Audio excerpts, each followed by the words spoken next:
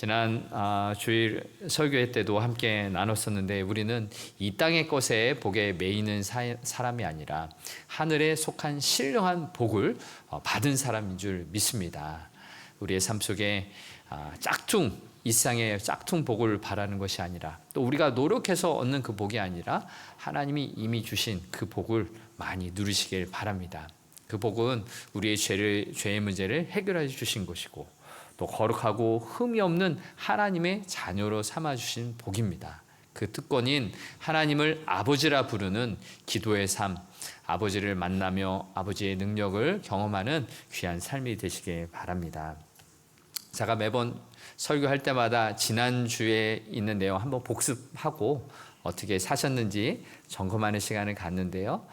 저희가 이 말씀을 한번 주일 설교를 한번 들은 것으로 끝나는 것이 아니라 한 주간을 어떻게 살아갈지 그것을 생각해 보시고 함께 나눠 보시면 좋겠습니다. 이런 기사를 본 적이 있습니다. 어느 가난한 노인이 돌아가셨는데 일평생 가난하게만 사셨다는 거예요. 그런데 집안을 정리하러 이웃 사람들이 들어갔다가 깜짝 놀랄 만한 것을 발견했어요. 어마어마한 돈 뭉치, 현금을 발견한 것이에요. 알고 보니 돈은 많이 가지고 계셨는데 돈을 어떻게 쓸지 몰라서 일평생 가난하게 사셨다라는 것입니다. 우리의 인생이 하나님께서 이미 신령한 복을 많이 주셨는데 그 복을 알지도 못하고 쓰지도 못하고 살아간다면 방금 그 기사의 내용처럼 돈 많은 노인이 가난하게 쓸쓸하게 죽어가는 인생과도 같은 것이죠. 그래서 내게 주신 하나님의 은혜, 그것을 누리는 것에 대해서 계속해서 말씀을 통해서 함께 나누는데 이 소가 마치 풀을 먹은 것을 꺼내어서 되새김질 다시 씹어내는 것처럼 하나님의 말씀을 듣고 생각하고 그리고 우리의 삶 속에서 다시 꺼집어내서 함께 나누는 것이 정말로 중요합니다. 그래서 여러분 그 기억이 가물가물 없어지기 전에 여러분 식사하시면서 주일 예배 끝난 후에 식사하시면서 주일 예배에 어떤 은혜를 받았는지 내가 어떻게 살고자 생각이 되었는지 함께 나누시고요. 선교회 모임이든 또 구역에서 모이실 때 또 가정에서 부부가 또 자녀들과 함께 너는 어떤 것을 깨달았니? 나는 이렇게 살고자 생각했단다 라고 함께 나누시기 바랍니다. 그것이 일주일 내내 받은 말씀을 가지고서 함께 하나님 말씀으로 살아갈 수 있는 그런 길이 됩니다. 저희가 가정예배를 열심히 드리고자 하는데요. 굳이 가정예배 형식이 아니더라도 처음은 그렇게 제대로 예배를 드릴 수 없더라도 함께 가볍게 하나님 은혜를 나누면서 함께 말씀대로 사는 것이 무엇일까 나눠보시기 바랍니다. 우리가 1월부터 하나님 나라를 이루어가는 교회라는 표현을 가지고 첫 6주는 하나님은 어떤 분이신가 함께 나누었습니다. 이제 또 앞으로 6주는요, 우리 가운데 오신 예수님께서 하나님의 나라를 보여주시고 들려주신 이야기들을 함께 나누고자 합니다. 특별히 사순절 기간 우리를 구원하러 이 땅에 오신 하나님의 아들이신 예수님께서 보여주시고 들려주신 하나님의 나라를 살펴보므로 우리가 어떻게 하나님 나라에 동참할 수 있는 것인지 함께 생각하고 살펴보고자 합니다. 오늘 본문은 향유를 예수님께 부은 여인에 관한 내용입니다. 오늘 본문에는 3명의 중요한 인물이 나오는데요. 예수님을 초청했던 바리새인 시몬, 그리고 향유를 부은 죄 지은 여인, 그리고 예수님, 이렇게 3명이 등장하게 됩니다. 한 장면 한 장면 살펴보면서 하나님을 사랑하는 자에게 하나님의 나라를 어떻게 이루어 갈 수 있는지 그 은혜를 함께 들을 수 있기를 바랍니다. 첫 번째 장면은 예수님께서 바리새인의 집에 들어가시는 장면입니다. 오늘 본문은 예수님께서 바리새인의 집 40절에 보면 그 사람의 이름이 시몬이라고 나오는데 그 집에 식사하러 가셨을 때 일어난 일입니다. 먼저 바리새인이 어떤 사람인지 한번 생각해 보겠습니다. 바리새인은 그 원어적으로 분리하다, 구별하다라는 뜻을 가지고 있어서 바리새인, 즉 분리된 자라는 의미를 가지고 있습니다. 특별히 이 바리새인들은 하나님의 말씀 율법을 지키면서 그래서 나의 몸과 마음을 부정하고 더러운 것으로부터 분리시키는 그렇게 살려고 했던 사람입니다. 하나님은 무척 사랑했어요. 순수한 열정으로 하나님의 말씀을 지켜나가고 그렇게 순종하며 살고자 했습니다. 그런데 이렇게 처음 순수한 마음은 참 좋았는데 시간이 흐르면서 어떻게 변해갔느냐면 하나님의 말씀보다 사람들이 정해놓은 규칙, 장로들의 유전이라고 말을 하죠. 인간적인 전통에 매여서 그것을 지키고자 철저히 노력했던 사람입니다. 즉 처음에는 하나님을 사랑하고자 접근했지만 인간이 정해놓은 그 굴레에 빠져나오지 못하고 헤어나지 못했어요. 더욱더 큰 문제는 무엇이냐면은 내가 율법을 지키고 하나님의 말씀을 지키려는 노력은 좋은데 내가 가지고 있는 잣대, 기준으로 다른 사람을 판단하기 시작했다라는 거예요. 그래서 저 사람 저렇게 하면 안 되는데 부정한 거야, 더러운 거야. 선을 그어버리고 죄악시했고 정죄시했다라는 것이 문제였어요. 결국 이 바리새인, 분리된 자라는 뜻처럼 사람들과 분리되었고 사람들을 편을 가르기 시작했던 것입니다. 그래서 이러한 내용이 대표적으로 나오는 것이 누가복음 18장 1절에 나오는 바리새인의 기도의 내용입니다. 바리새인이 어떻게 기도했냐면 서서 큰 소리로 사람들이 많이 오는 곳에서 지나다니는 곳을 이렇게 기도했습니다. 하나님이여, 나는 다른 사람들 곧 토색, 불의, 간음을 하는 자들과 같이 아니하고 이 세리와도 같이 아니함을 감사하나이다. 이 기도는 무엇입니까? 다른 사람 다 들으라고 하는 기도예요. 나는 욕심 부리지도 않았고요, 불의를 하지 않았고 간음하지도 않았고 욕심 많은 세리와도 같지 않습니다. 이것이 감사합니다 라고 다른 사람이 다 듣는 곳에서 했습니다. 이 기도를 듣는 사람들의 마음은 어땠습니까? 찔림을 받는 거죠. 욕심 많고 내 멋대로 살려고 했던 많은 사람들이 이 기도 때문에 더 죄의식에 빠지게 된 것입니다. 그래서 이 바리새인들은 이렇게 기도하면서 자신과 비슷한 사람, 어느 정도 비슷하고 자기보다 더 거룩하게 살고 율법을 더 잘 지키는 그 사람들과만 어울렸어요. 그렇지 못한 사람들하고는 같이 있지 않고 같이 밥도 먹지 않았습니다. 그런데 오늘 본문에서 바리새인 시몬은 예수님을 자기의 집에 초청해서 식사를 하려고 합니다. 여기서 질문 하나 던지면, 그러면 이 바리새인 시몬은 예수님을 자기보다 더 나은 사람, 거룩한 사람으로 생각했을까요? 여러분 어떻게 생각하세요? 바리새인 시몬은 결코 그렇게 예수님을 좋게 생각하지 않았습니다. 오늘 본문 앞에 보면은 7장 34절에 바리새인이나 서기관들이 예수님을 어떻게 생각하는지 그런 내용이 나오고 있습니다. 34절의 말씀입니다. 인자는 예수님을 말하죠. 예수님이 이 땅에 와서 먹고 마심에 너희 말이 보라, 너희는 누구냐면 바리새인과 서기관들이에요. 그들이 말하길 예수님은 먹기를 탐하고 포도주를 즐기는 사람이요 세리와 죄인의 친구로다 하니. 아멘. 바리새인들이 생각하기에 예수님은 세리와 죄인과 같은 거룩하지 못한 그런 사람들과 어울려서 밥 먹고 떠들고 그들과 함께 지내는 친구였다라는 생각을 했습니다. 그러니 바리새인은 결코 예수님과 같이 밥 먹고 싶어 하지 않았어요. 그래서 오늘 예수님이 이 집에 오셨을 때 44절 이하에 나오는 대로 손님으로서 존중하지 않았어요. 사랑하는 마음으로 환영하지 않았어요.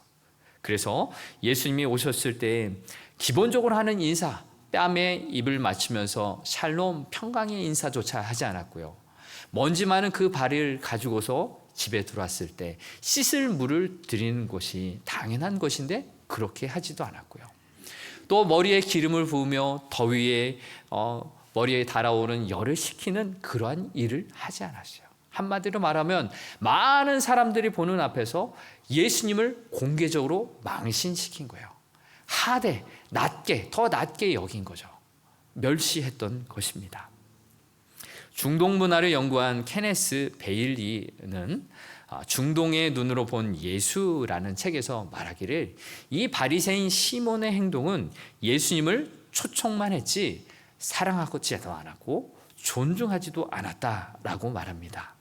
집주인의 이러한 태도는 분명히 많은 사람들 앞에서 예수님을 망신시키려는 계획이었다라고 이야기를 하고 있습니다.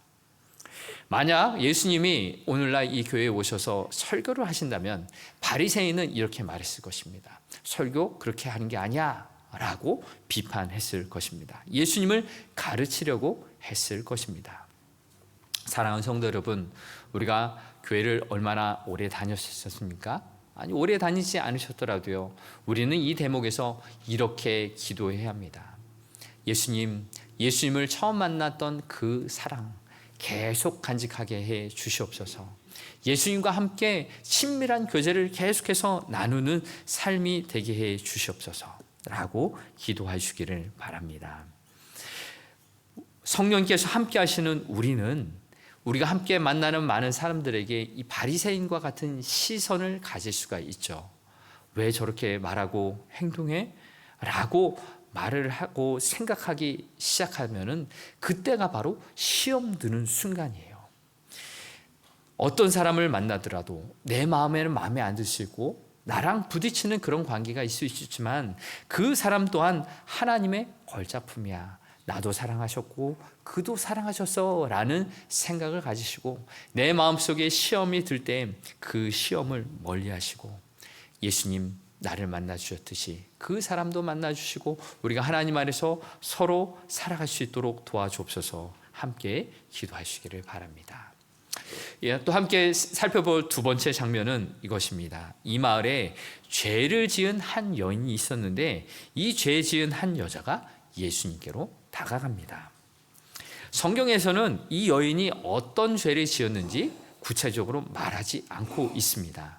그런데 이 마을 사람들은 이 여인이 어떤 죄를 지었는지 다 알고 있었어요. 손가락 받을 만한 죄인이라고 표현을 하고 있지 않습니까? 그런데 사람들이 다 알만한 큰 죄를 지은 이 여인이 어떻게 바리새인의 집에 들어갈 수 있었을까요? 당시 중동의 문화를 살펴보면 이해할 수 있습니다. 이렇게 사람들을 초청하는 식사의 자리에는 어떤 사람이든 들어갈 수 있도록 오픈이 되어 있었어요. 특별히 선생님 랍비라고 불리는 예수님이 그 마을에 오셨고 어느 집에 들어가셨다는 소문이 들렸기 때문에 이미 많은 사람들이 가득했을 것이고 이 여인은 자기가 사람들로부터 손가락질을 받는 죄인이기 때문에 굉장히 큰 용기가 필요했을 것입니다. 그 많은 사람들을 뚫고 예수님 앞에 다가섰습니다. 그런데 그의 손에는 값비싼 향유를 들고 찾아갔어요. 이 향유란 일평생 노력을 해서 하나 얻을 수 있을 만큼 아주 값진 향기로운 기름입니다. 이 여인은 예수님 발 옆에 섰습니다. 그리고 눈물을 흘리며 예수님의 먼지 묻은 그 발을 적셨어요. 그리고 머리카락을 풀어서 예수님의 먼지를 닦기 시작했고요. 그 발에 입을 맞추었고 또 그리고 향유를 붓습니다. 이 행동은 집주인 바리새인 시몬이 예수님을 맞이할 때 당연히 해야 했던 그 행동이었습니다. 이 여인이 집주인도 아니었지만 그 집주인을 대신해서 이 모든 것을 했던 것입니다. 이 여인의 마음에는 어떤 마음이 어떤 생각이 있었을까요? 집주인 시몬이 멸시하고 낮게 여기고 경멸했던 예수님을 향하여서 이런 마음을 가졌을 것입니다. 예수님 어서 오세요. 환영합니다. 사랑합니다. 눈물로 먼지 맞은 발을 씻기고 머리털로 발을 닦아요. 그리고 향기로운 기름을 부으며 예수님에 대한 사랑을 고백했던 것입니다.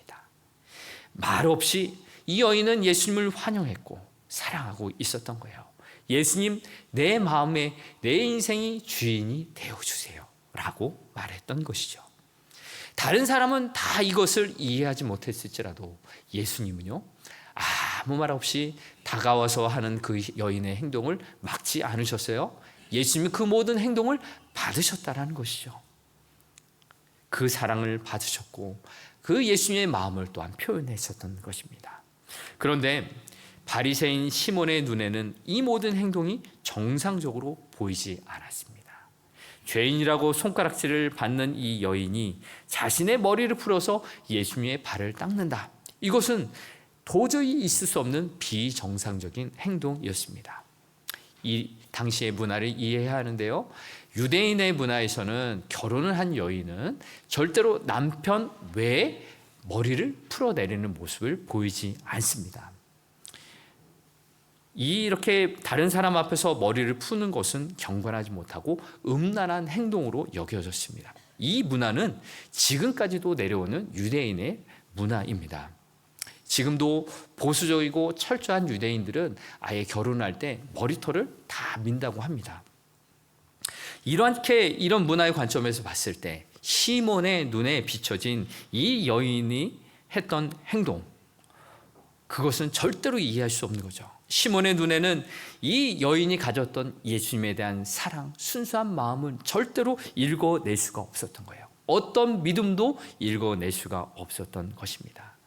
사랑하는 성도 여러분, 우리가 예수님과 함께 사는 존재라면 내게 예수님을 향한 믿음이 있어야 하고요. 예수님을 향한 사랑과 헌신이 있어야 되잖아요. 바로 이 여인이 바로 이런 믿음과 사랑, 헌신을 가졌던 삶을 보여주고 있습니다. 성령께서 일하셔서 예수님 앞에서 찬송하고 예수님 앞에서 감사하고 기뻐하는 그런 삶이 되어야 하는 거죠. 그리고 옆에 있는 그런 우리 시체가 하나님 앞에서 기뻐하며 봉사하는 것을 본다면 깎아내리는 것이 아니라 비판하는 것이 아니라 세워주고 칭찬하는 우리가 되어야 하는 것이죠. 만일 내가 누군가를 비판하고 정죄하고 평가하고 있다, 그것은 바로 내가 시험에 든 것이에요. 시기, 질투하는 마음이 이미 내 마음속에 가득 찬 것이죠. 그래서 별것도 아닌 일로, 작은 일로 헐뜯고 비판하고 하나님의 일하시는 것에는 관심이 없고 사람이 만든 규칙에만 목을 매는 것입니다. 여러분, 그래서 이런 말이 있지 않습니까? 나 때는 말이야 라떼. 이 말을 하면 어떤 소리입니까? 꼰대이고요. 꼰대라는 말 듣고 또 노땅이다, 갑질한다 라는 소리를 듣는다는 것을 아시죠? 다 자신 중심적으로 내가 생각하고 내가 행하는 것이 다 옳다라고 말하며 남에게 강요하는 것, 이것이 시험에 빠진 바리새인과 같은 모습입니다. 그런데 예수님은 이 바리새인 시몬이 이곳을 보고서 어떤 생각을 하고 있는지 다 알고 계세요. 시몬은 이런 생각을 했어요. 오늘 본문 39절의 말씀입니다. 함께 읽어보겠습니다. 예수를 청한 바리새인이 그것을 보고 마음에 이르되 이 사람이 만일 선지자라면 자기를 만지는 이 여자가 누구며 어떠한 자 곧 죄인인 줄을 알았으리라 하거늘. 아멘. 이 시몬이 생각한 것은 예수님이 진짜 선지자라면 자기 앞에 있는 이 여인이 어떤 사람, 즉 죄를 지은 여자라는 것을 알았고 그를 말렸어야 한다, 그를 멀리했어야 한다라고 생각했던 거예요. 한마디로 바꿔 말하면 예수님은 선지자가 아니야, 가짜야 라고 선을 그어버렸던 것입니다. 그런데 예수님은 이런 생각을 아는 시몬을 책망하지 않으세요. 혼내지 않으세요. 그저 시몬을 품으십니다. 이것이 세 번째 나눌 장면이에요. 예수님께서는 모든 것을 품으십니다. 예수님은 시몬의 이런 생각을 다 아셨지만 혼내지 않으시고 그를 부르십니다. 마치 시몬은 이런 사람과 같았죠.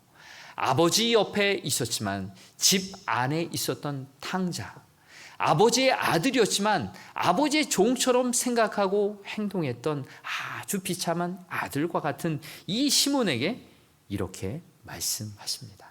제가 성경의 말씀을 이렇게 이야기해 보겠습니다. 시몬아, 너에게 할 말이 있다. 그리고 이 비유를 들려주마. 돈을 빌려주는 사람이 있는데 빚진 자가 둘이 있어. 한 명에게는 500데나리온을 빚졌고 또 다른 사람은 50데나리온을 빚졌다.